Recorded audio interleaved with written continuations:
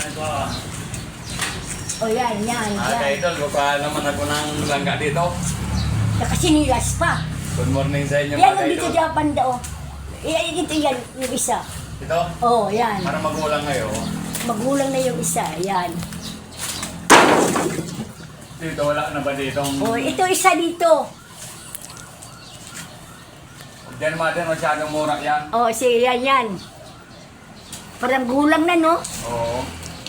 Kaya nga eh, mga maliliit, pero Okay gulang na. Kunin ko na lang dalawang to. Oh, kunin mo na lang. Kasi magulang yung isa. Oo, sige. Kunin ko dito sa baba. Oh, yan na lang. Yan. Isa pa. Oh. Yan.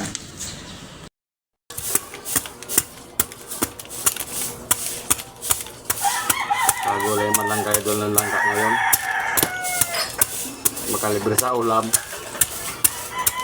Nangingin naman akong langka. Gayatin ko na to kay Idol maaga para maluto ko na to. Para mabigyan ko doon yung hiningaan ko nito mga kaidol. Ako ang tagaloto kay Idol ng langka doon. Makaloto ihatid ko doon. Halo nito kay Idol tinapa. Alas ang kutsilyo, nakakatakot baka mag-slide yung kutsilyo kay Idol. Alas masyado.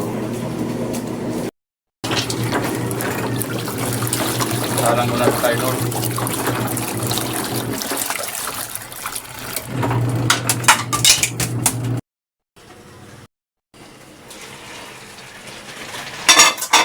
Kung kumama na lang kay Idol, nilagay ko dyan pangsaw kay Idol.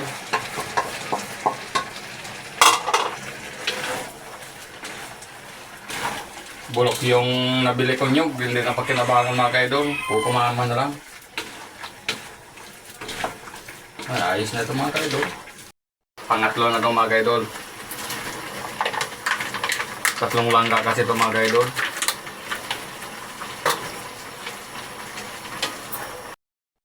Tingnan natin kaidol kung luto na. Medyo yung iba kasi kaidol nito pahinog na mga kaidol. Kaya medyo anto magulang na, yung iba mura pa.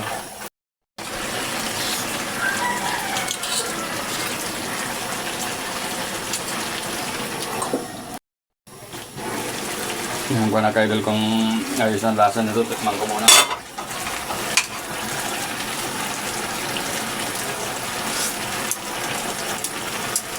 Nasayang kaidol yung pera ko sa nyug, mahal na nyug, 50 ang isa.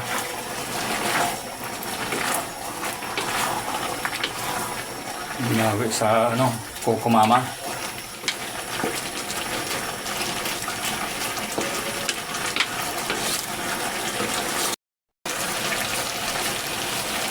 Ayos na ito mga kaidol, luto na ito kaidol.